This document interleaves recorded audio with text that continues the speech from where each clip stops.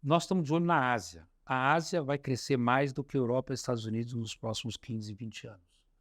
A Ásia vai ser o maior comprador de produtos no mundo.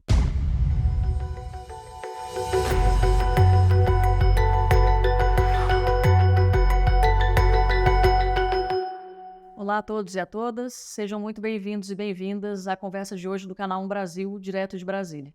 Na conversa de hoje a gente recebe Floriano Pêssaro, sociólogo e atual diretor de gestão corporativa da Apex. Essa é uma iniciativa do canal Brasil, apoiada pela FEComércio, como vocês sabem, e para não perder nada, basta se inscrever no nosso canal e ativar as nossas notificações. O papo de hoje passa por exportações, investimentos e oportunidade para as empresas brasileiras. Vem com a gente! Floriano, seja muito bem-vindo à nossa conversa de hoje. Obrigada pela sua disposição de estar com a gente. E é um prazer te receber no canal Brasil. Obrigado, Mônica. O prazer é meu. Floriano, você hoje é diretor de gestão corporativa da Apex, a Agência Brasileira de Promoção de Exportações e Investimentos, que é uma agência não governamental que tem a missão de conectar o Brasil com o mundo. E a agência basicamente faz isso de dois jeitos, que são, primeiro, levando o Brasil para fora, promovendo empresas brasileiras no exterior, e, de outro lado, atraindo investimentos de fora para o Brasil. Quando a gente olha para a participação do comércio no PIB brasileiro, nós vemos que isso hoje está por volta de 37%, 39%, com dados de 2022. O Otaviano Canuto, que nos deu uma entrevista aqui no canal, tem uma afirmação que diz que nenhum país desenvolvido o fez sem se conectar comercialmente. Nenhum país que passou de renda média para renda alta o fez sem estar integrado ao mundo do ponto de vista comercial. E quando a gente olha para comércio internacional, para a participação, do Brasil no comércio mundial, isso está em torno de 1%. A nossa participação é de cerca de 1%. Olhando para isso, como é que a gente muda esse cenário? Por que ele acontece e como é que a gente muda esse cenário adiante? Bom, Mônica, primeiro nós estamos mudando, né? Eu acho que é importante destacar que nós estamos num processo hoje de maior abertura para o mundo, né? Nós temos uma diplomacia presidencial muito ativa nesse momento, ou seja, a gente sempre diz que quem vende um país, né, é o seu presidente, né? Quando vai a visitas oficiais em outros países e leva um conjunto de empresários, como tem acontecido nesse momento no Brasil, você abre portas, o presidente abre portas, os empresários fazem os negócios. Então, essa não é uma ideia pequena, essa é uma ideia estratégica. O presidente da França, Macron, quando quer vender os caças Rafale, ele vai junto com os caças Rafale, ele apresenta os aviões porque muito valor agregado, uma cadeia produtiva longa, né? Da mesma forma com o Airbus, por exemplo. Então, a diplomacia presidencial ela é uma condição importante para que o país se abra. Lógico que depois tem todas as demais condições socioeconômicas, jurídicas, tanto para atração de investimentos quanto para exportação. Mas a realidade é que o Brasil, em quase todo o seu período histórico, se voltou para um mercado consumidor interno. E aí por vários motivos, né? Talvez o mais básico deles seja a questão da língua. O brasileiro não fala inglês. Isso dificulta? Dificulta, claro que dificulta, especialmente quando você vê as relações comerciais entre os países de língua inglesa ou mesmo com a Europa, né, que se utiliza do inglês como uma língua internacional de comércio. Então, o fato da língua, ele é um fato que também, de alguma forma, acaba dando um temor maior aos pequenos e médios empresários brasileiros, que têm algum pavor de se internacionalizar pelo medo do desconhecido, propriamente dito, né, de mercados desconhecidos. As grandes empresas são diferentes, porque as grandes empresas acabam atuando com outros traders e acabam tendo outras relações com empresas parceiras fora do país, então é diferente. Mas o pequeno e médio empresário brasileiro tem medo do mercado externo e sempre se voltou para o mercado interno. Além disso, nós temos outras questões que é o desconhecido tributário também, né? Quando você vai para um novo mercado, um mercado europeu, um mercado americano, ou mesmo um mercado asiático, você tem que adaptar seus produtos, tanto do ponto de vista da legislação local, tributária local, quanto da legislação tributária nacional, né? E o Brasil, até hoje, menos do que no passado, mas ainda persiste uma tributação sobre produtos que vão ser exportados. E a alíquota de exportação ela tem que ser zero. Por quê? Porque você tem que entrar com um produto não só do ponto de vista competitivo, de preço e de qualidade, mas também porque não é correto você tributar um produto que já vai ser tributado, no seu destino, perde competitividade, né? A questão também de você ter o conhecimento de novos mercados, né? Então, você saber o que você produz e qual é o melhor destino para aquele produto, né? A gente brinca, você não pode vender bebida alcoólica, por exemplo, para os países muçulmanos, né? Assim como não é conveniente você vender azeitonas para Portugal ou Espanha. Então, e as pessoas não nascem sabendo. Você precisa explicar, você precisa apoiar, ajudar a esclarecer quais são os mercados para cada tipo de produto, aonde que o Brasil pode ou não ser competitivo, né? Muitos que se arriscam nessa aventura da exportação, e eu digo que é aventura porque é além mar, né? É um mercado desconhecido, eles acabam desistindo porque por todas essas dificuldades aqui que eu expus, mas também porque fracassam muitas vezes nas primeiras remessas para o exterior. Então, aí a Apex, depois nós vamos falar um pouco disso, mas a Apex entra muito para ajudar nesse processo todo. E onde a gente é mais competitivo hoje? Não, bom, desde os tempos da faculdade, da escola, a gente escuta que o Brasil é o celeiro do mundo, né? Nós somos mais competitivos na agroindústria, né? Então, eu não tenho a menor dúvida que o Brasil tem preço, qualidade, produção, tecnologia, consegue produzir mais em menos tempo, porque o Brasil tem ainda, eu digo ainda por conta das mudanças climáticas, mas o Brasil ainda tem um clima muito favorável à produção agrícola, né? Com determinados produtos brasileiros com até 4 safras, como é o caso do milho, né? Então você tem a safrinha, você tem a grande safra, outra safrinha, outra grande safra. Então o Brasil consegue produzir mais do que países com dimensões similares. Além disso, nós estamos numa região do mundo muito favorável também à questão climática, né? Que a gente brinca que é a BIC, né? Brasil, Indonésia e o Congo, né? Que é onde estão as florestas tropicais. É uma vantagem competitiva para nós, não só por conta da necessidade, e hoje acho que nós temos mais consciência do que no passado recente, de manter a floresta em pé e todos os benefícios que isso traz, mas também porque a floresta nos permite ter mais chuva, inclusive em regiões distantes da floresta. Quem conhece o clima e sabe que os rios voadores trazem a água necessária para o centro-oeste e para o sudeste brasileiro. E é assim que a gente produz, que produz mais em menos tempo, em territórios menores, e cada vez menores. Nós não precisamos de grandes expansões agrícolas no Brasil, a gente já tem o que a gente precisa, e o Brasil é muito competitivo. Outra área que o Brasil é muito competitivo, e aí fica uma polêmica, porque senão não tem graça aqui a nossa conversa, tem que ter uma polêmica, é a área de óleo e gás, né?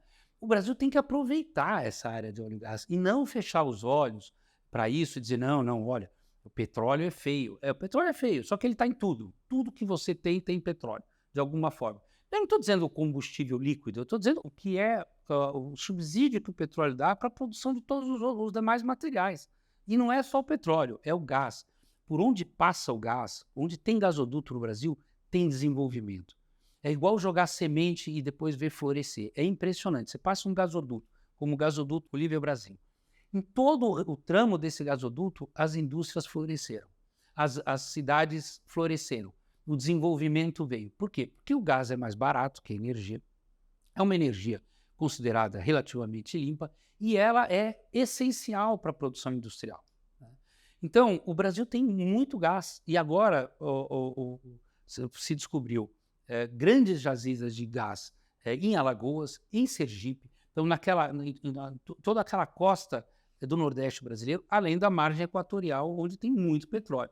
Que se a gente não explorar, por vários motivos e várias polêmicas, se a gente não explorar, o outro vai explorar, né? Então não é que não vai ser explorado, vai ser explorado, está sendo explorado nesse momento pela Guiana, né, que cresce quase 7 a 11% do PIB ao ano por conta dessa descoberta. O Brasil, nesse primeiro semestre, exportou mais óleo e gás do que qualquer outro produto, mais do que minério, mais do que os produtos agroindustriais. Então, nós não podemos desconsiderar, né? O Brasil virou autossuficiente a partir do pré-sal em produção de óleo e gás. E nós não podemos desconsiderar isso. Isso ainda é uma riqueza, ainda é um ativo que pode nos trazer desenvolvimento. E não haverá transição energética sem essa estratégia estar clara, né? Não desperdiçar uma riqueza que está hoje no subsolo e que pode ser transformada numa riqueza para a população brasileira, né? No desenvolvimento da educação, da saúde e assim por diante. Floriano, a gente passou por alguns pontos. Eu vou querer pegar um ou dois para a gente explorar, inclusive o da polêmica. Mas eu queria voltar nas dificuldades das exportações brasileiras. Você mencionou primeiramente a barreira da língua e mencionou também as questões tributárias. Depois de mais de 2 décadas, o Congresso Nacional aprovou e agora está regulamentando uma reforma tributária, que tem como benefício simplificar a questão tributária do Brasil, simplificar a cobrança de impostos. Como é que essa reforma recém-aprovada dialoga com o seu diagnóstico? Ela, de alguma maneira, vai facilitar a vida do exportador? Muito. É um grande avanço. O Brasil ele demora para avançar, mas ele dá passos importantes, né? Talvez nós pudéssemos, em vez de dar passos, correr um pouco mais, né? Porque o mundo está correndo, e o mundo é muito, cada vez mais competitivo.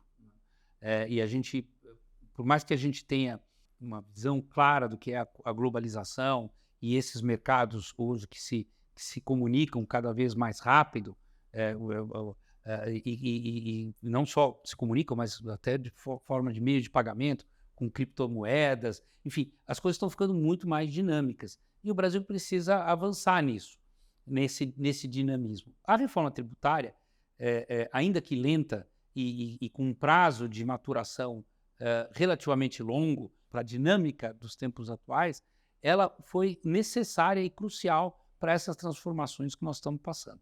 Como eu disse logo no início, nós estamos mudando. O Brasil não está estático. Nós estamos batendo recorde de exportação mês após mês. No final do governo Fernando Henrique, nós exportávamos em torno de 120, 130 bilhões de dólares por ano. No final do segundo governo Lula, nós já estávamos em 500 bilhões, 470 bilhões de dólares. E agora nós vamos bater 1 trilhão de dólares de exportação até 2025, 2026. Essa é a nossa perspectiva. Nós estamos chegando a 650, 700 bilhões de exportação. A reforma tributária ela vem ao encontro dessa necessidade de exportar.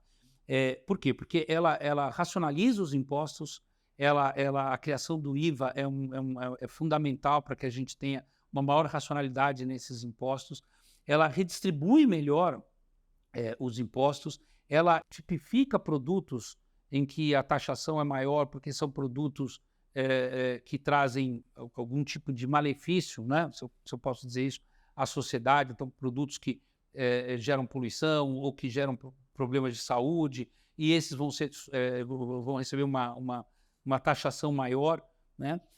Ela redistribui renda através da estrutura do modelo de cashback, né? De devolução de parte dos impostos. Então, assim, ela é uma reforma importante. Ela muda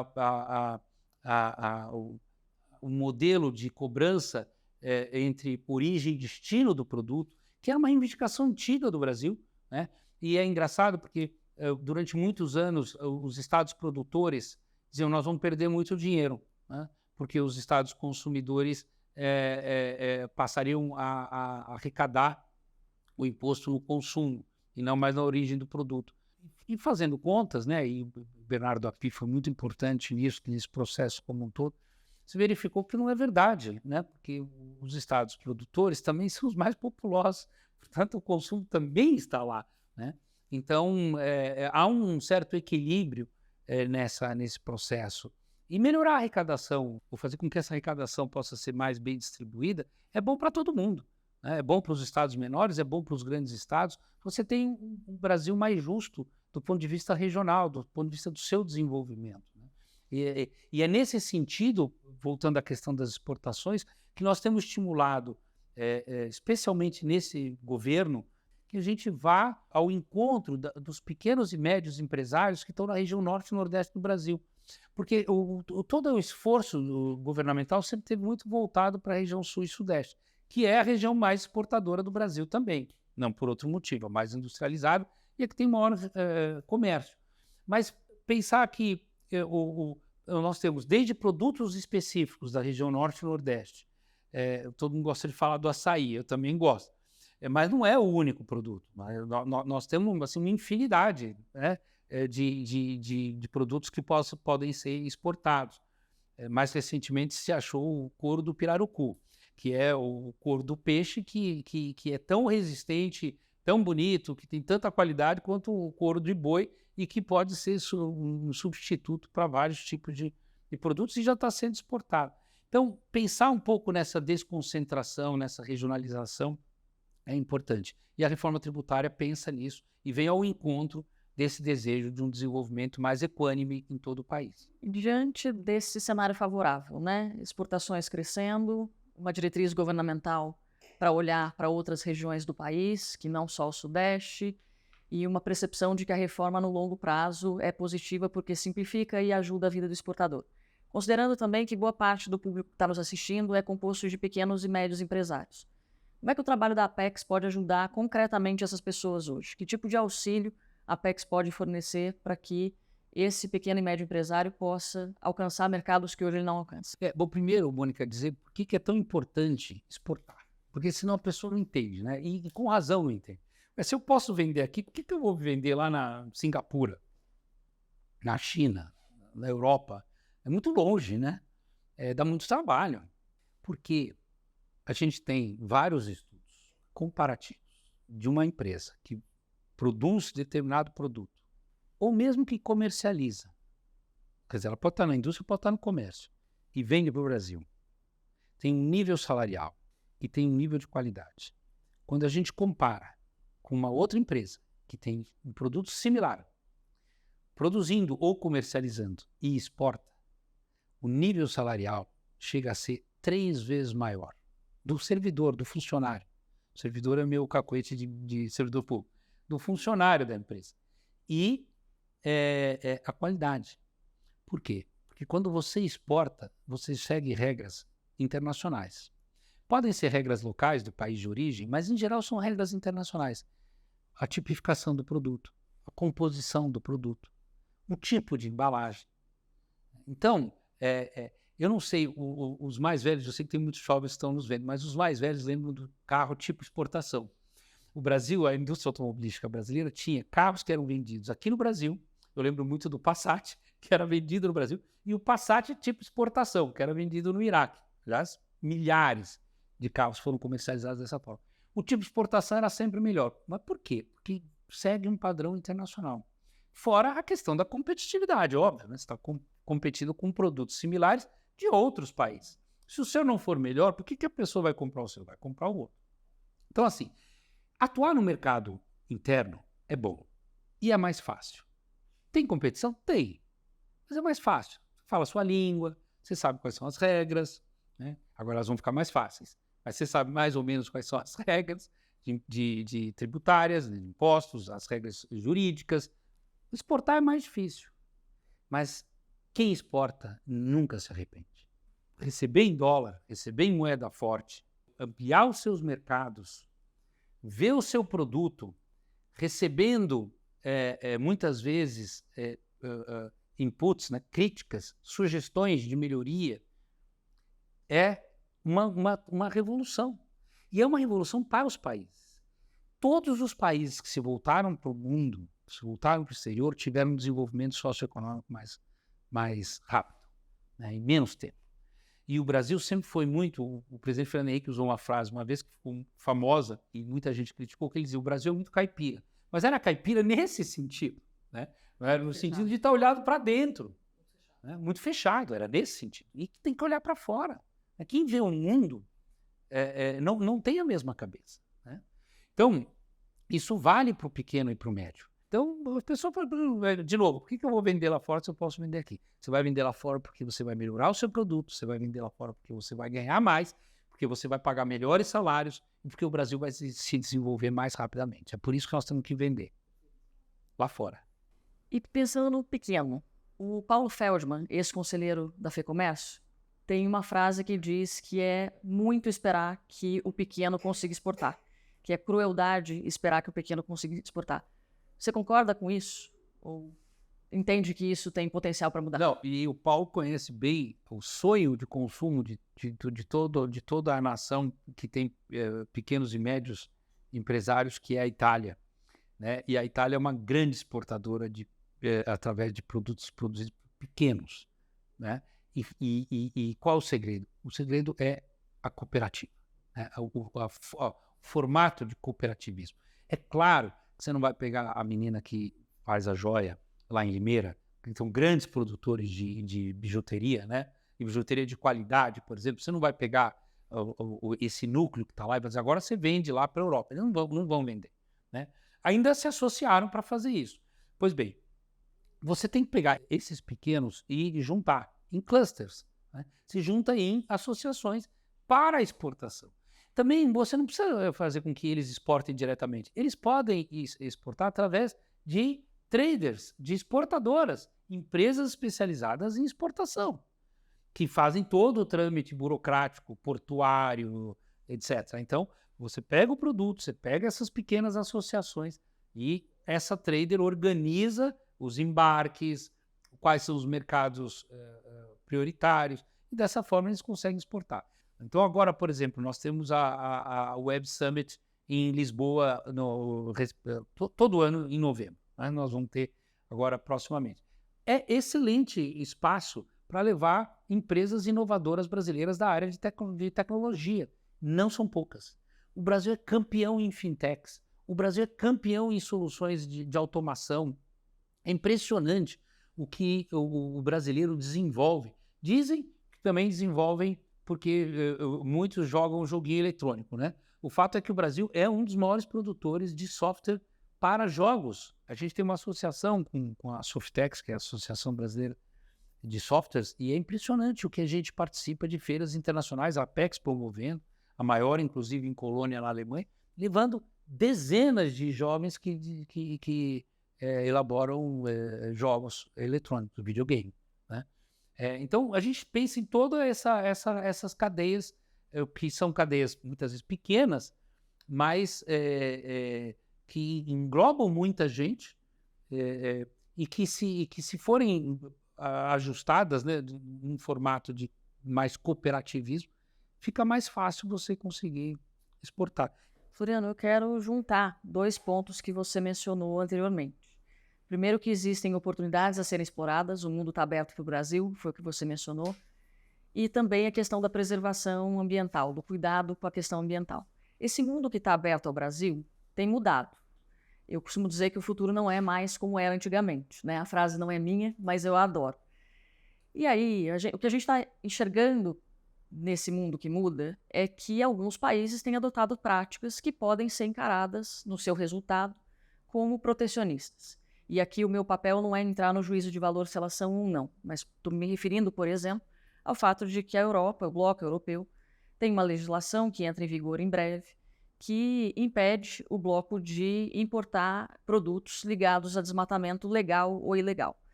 Há toda uma discussão do impacto disso no Brasil, nas cadeias produtivas, na nossa capacidade de exportação, sobretudo porque é uma legislação muito mais restritiva do que a gente tem domesticamente. E você bem lembrou, a nossa legislação é super avançada. O Brasil produz produtos com muito mais rigor de controle hídrico, preservação de mata nativa, do que parte dos seus concorrentes. Como é que a gente prepara as empresas brasileiras para esse novo momento do mundo? Porque a gente pode dizer que a Europa responde só por 18% das nossas exportações, por exemplo, mas nós sabemos que a China está discutindo medidas semelhantes, e nós sabemos que os Estados Unidos também estão. Como é que a gente prepara o empresário brasileiro para entender o que está acontecendo e também para preparar a sua empresa para lidar com isso? Mônica, primeiro eu acho que nós temos que usar uma palavra que chama altivez. Nós temos que ser altivos, nós não podemos assim, aceitar de qualquer forma, porque nós temos uma garantia. Nós somos um dos maiores produtores de alimentos do mundo. E isso é um trunfo para nós. Nós temos que utilizar isso a nosso favor. Então, assim, a gente tem que corrigir onde for necessário corrigir. Entender quais são as exigências. e discuti-las. O acordo comercial com a União Europeia, do Mercosul com a União Europeia, não foi fechado até agora. É um acordo muito benéfico para o Brasil. Muito benéfico. Nós devemos ter um crescimento aí em torno de 16% a 20% das exportações brasileiras para a Europa. Assim, nós vamos ganhar muito com isso. Agora, ele não foi assinado porque tem problemas lá, mas tem problemas aqui também, né, de setores que não querem e que fazem lobby junto ao governo para que isso não aconteça. Então, eu acho que essas dificuldades, de lado a lado, elas vão existir. Nós temos que ser altivos no sentido de dizer, olha, tudo bem, mas vocês vão passar fome, vocês não vão mais comprar carne brasileira, é isso? Vocês vão comprar carne de quem? Aonde vão produzir? Né? Dos americanos? Os americanos têm um mercado consumidor próprio e altamente protecionista também. Eu acho, Mônica, que o mundo está ficando. Aliás, eu gosto de usar uma frase que o próprio Alckmin usa sempre, que diz assim, o mundo ficou mais rico e mais injusto. E é verdade, os mais ricos ficaram mais ricos e isso não diminuiu a pobreza no mundo. E o mundo ficou mais global e mais fechado. Parece um contrassenso, né? Mas não é. Ou seja, os países estão mais protecionistas, especialmente depois da pandemia, por conta de algo que era inexorável, que eram as cadeias de produção. Está perto, está longe, chega. Né?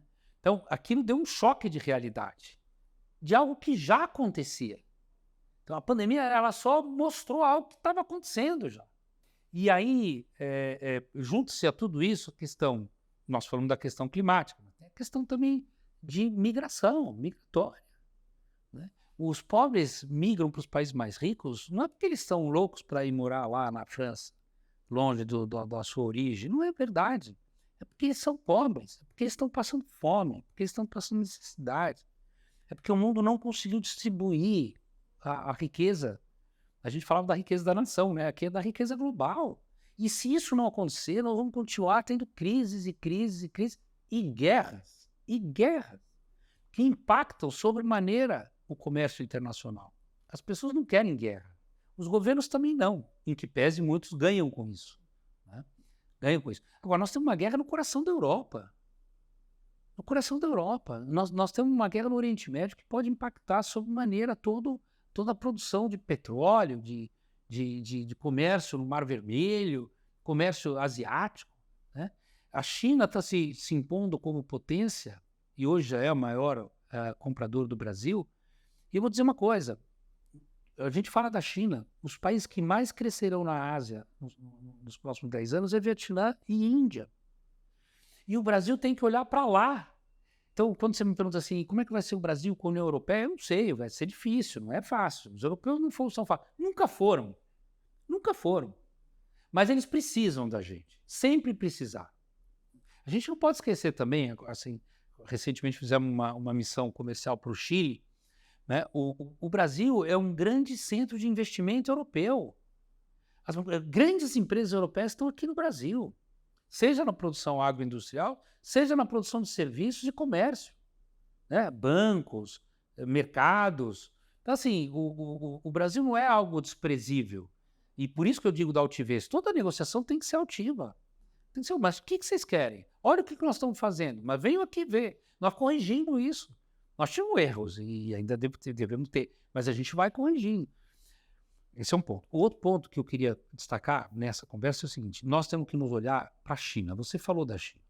Nós tivemos agora os 70 anos de relação Brasil-China. Essa relação está cada dia mais estreita. Várias missões empresariais estão acontecendo entre Brasil e China. Nós estamos de olho na Ásia. A Ásia vai crescer mais do que a Europa e os Estados Unidos nos próximos 15, 20 anos. A Ásia vai ser o maior comprador de produtos no mundo. E não é só a Índia, o Vietnã, mas, por exemplo, Bangladesh. Então, nós vamos ter países, o Vietnã deve crescer em torno de 7, 7,5% nos próximos anos. A Índia já cresce 7 ou 8% ao ano.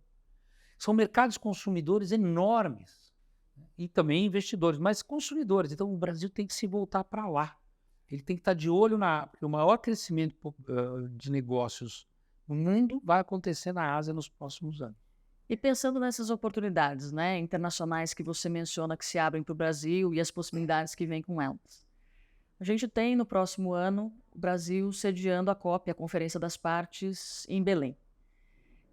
O espaço da COP é também um espaço, ele não serve a isso, mas ele serve também a isso, para atração de investimentos para o país de origem, né, o país anfitrião. Como é que a Apex está lidando com isso, Floriano? O que a Apex está pensando e promovendo de oportunidades para promover o Brasil internacionalmente, de atrair investimentos para o país, olhando especificamente para a vitrine que a COP vai se tornar? Nada é por acaso. A ideia é justamente mostrar o que é o Brasil a partir da região norte, né, que é uma região que tem pobreza, mas tem uma riqueza e uma diversidade, uma biodiversidade única, né, ou praticamente única no mundo, e que pode e deve ser explorada de forma correta, né, usando o que há de mais sofisticado em biotecnologia e assim por diante. Nós reativamos o Centro de Biotecnologia, que agora chama Centro de Bionegócios da Amazônia, com uma grande parceria com uma instituição não governamental local, que é uma universidade, e trazendo agora empresas para atuar dentro desse Centro de Biotecnologia. Nós queremos, na COP, mostrar isso para o mundo, né? O quanto é possível a gente ter uma exploração sustentável e que gere riqueza. Da mesma forma, a questão de infraestrutura. A gente não falou disso aqui, mas parte de tudo isso que nós falamos de exportação depende de infraestrutura. A infraestrutura no Brasil, de logística, é muito falha. E nós também não falamos, mas esse é um dos gargalos. A gente falou de imposto, de língua, mas a infraestrutura é um dos gargalos. O Brasil tem uma limitação para exportação. Melhorou muito nos últimos 20 anos. Vários planos de desenvolvimento, os mais recentes, os programas de aceleração do crescimento, os PAC. Melhorou aonde? Trem, portos, aeroportos, né? Toda essa infraestrutura, galpões logísticos, né? Pega toda a região do entorno hoje das grandes cidades, como São Paulo, Rio, Belo Horizonte, você vê quilômetros nas estradas de galpões. Aquilo é logística, grande parte delas para exportação. Isso depende de investimento público e privado. A gente aposta muito no investimento privado. Por quê? Porque o investimento privado ele é mais rápido, ele não depende tanto de legislações, de restrições que os governos têm, e ele acontece melhorando toda a infraestrutura do país. Então, o que nós estamos mostrando também nessa COP? A necessidade do desenvolvimento dessas regiões através de logística. Por exemplo, o nosso sonho, a gente quer ter um porto internacional grande em Belém. A gente quer ter um porto internacional grande na região de Manaus e Macapá, né? A gente quer ter um porto internacional grande em São Luís. Ali, eles estão de frente para os Estados Unidos, em frente aos Estados Unidos, em frente à Europa. Aliás, conversando com o diretor do porto de Houston, que falava justamente da exportação, o porto de Houston já é o maior porto americano. Por quê? Porque ele está numa localização geográfica estratégica, com o canal do Panamá para o Oriente e para a Europa. Pois bem, ele não conseguia compreender por que o Brasil se desenvolveu com todos os seus portos voltados lá para a Antártida, entendeu? É uma coisa maluca, mas esse é o Brasil. Porto de Santos, Paranaguá, Rio Grande e assim por diante.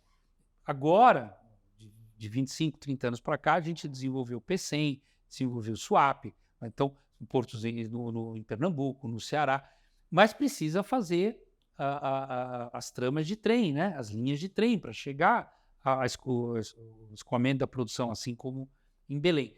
A ideia da COP é mostrar isso também, as oportunidades de investimento. A ideia é que a gente tenha todos os estados apresentando uma espécie de cardápio, dizer, olha, lá no Sergipe você pode investir nisso, lá disso, e tudo, obviamente, sustentável. São investimentos de infraestrutura que vêm com todas as certificações possíveis de sustentabilidade para que tenha, de fato, uma atração do capital internacional. Floriano, a gente está caminhando para o fim e eu queria retomar a polêmica que ficou lá atrás na nossa conversa. Como é que a gente compatibiliza, por exemplo, o potencial de exploração de petróleo que você menciona na região da margem equatorial, lembrando que a margem equatorial ela é longa, né? Ela pega do Rio Grande do Norte até a Foz do Amazonas, e uma parte dessa região já é explorada do ponto de vista de petróleo. Como é que a gente compatibiliza isso com um mundo que aquece, né? E que sabemos que aquece sobretudo pela queima de combustível fóssil? Eu acho que a gente tem que aproveitar a última oportunidade, porque vai mudar. Vai mudar. Vamos pegar assim, o país que o maior produtor de petróleo do mundo, a Arábia Saudita, ele já tem, se não é o maior, eu acho que é o maior parque solar, fazenda solar do mundo. Por quê? Porque eles têm dinheiro. Eles têm dinheiro, então eles pegam o dinheiro do petróleo e transformam em parque solar. Há uma fazenda solar enorme para geração de energia no futuro, no presente e no futuro. Então assim, eles sabem que o petróleo está com os dias contados, mas são muitos dias aí. Só estamos falando de mais 30 anos, pelo menos, de consumo. Porque você tem que substituir o material. Não é só o combustível, gente. É isso que é importante. Nós temos o biodiesel, nós temos o etanol. Então nós temos já uma energia muito mais limpa, muito mais sustentável. E que gera emprego e uma cadeia produtiva enorme no Brasil. E é por isso que a gente não quer, de saída, achar que os carros elétricos são a solução para a humanidade. Porque no Brasil, a solução para a humanidade, no Brasil, nesse momento, é o etanol, não é o carro elétrico. Então, assim, a gente tem que ter muita clareza dessas coisas. Nos próximos 20, 30 anos, ainda nós vamos ter consumo de petróleo. Talvez não no combustível, mas nos materiais, né? Na indústria petroquímica, que está também se regenerando, né? Ela está tentando chegar numa produção mais limpa. Não tem produção mais limpa em petróleo, mas mais limpa do que já foi. Nós que somos de São Paulo conhecemos Cubatão. A gente se lembra o que era Cubatão há 30 anos atrás, o que é Cubatão hoje. Então, você tem vários sistemas de melhoria da produção. Agora, ela é uma riqueza neste momento. Nos próximos anos, ela continuará sendo uma riqueza. Exploração de petróleo não se dá assim, vou explorar amanhã, depois da manhã eu desligo. Não é assim. Demora 5 anos, 6 anos, 10 anos para você ter uma planta, né, de exploração. Então, precisamos resolver. A gente quer explorar essa riqueza ou não quer explorar essa riqueza e, enfim, vamos pensar em outras alternativas. O fato é que nós a temos. Então, essa é uma questão que está colocada para o Brasil decidir o que vai fazer. Uma coisa eu te garanto, o que nós tivemos de desenvolvimento econômico e social, por onde passou essa cadeia produtiva, é uma cadeia produtiva que hoje reúne, eu sei dos números de cabeça porque eu tenho estudado bastante ela, em que pese eu acho que ela é uma cadeia que vai morrer no futuro, mas no presente. São 55 mil empresas hoje brasileiras que trabalham na cadeia produtiva do óleo e gás. Essas 55 mil empresas têm, na média, melhores salários do que todas as demais. Um engenheiro que trabalha em plataforma ganha, em média, 5 vezes mais do que um engenheiro civil que trabalha na construção de um prédio. Então, é uma cadeia produtiva que não pode ser desconsiderada. E ela gera riqueza. A questão é usar a riqueza para quê? Como é que você transforma isso em benefício e na transição energética? Eu não tenho dúvida que a transição energética no mundo passa pela indústria de óleo e gás. São eles que vão, de uma forma ou de outra, migrar, porque são eles que têm o dinheiro para fazer isso. Floriano, super obrigada pela sua gentileza, obrigada pela sua disposição de nos ajudar a pensar o Brasil. Muito obrigado.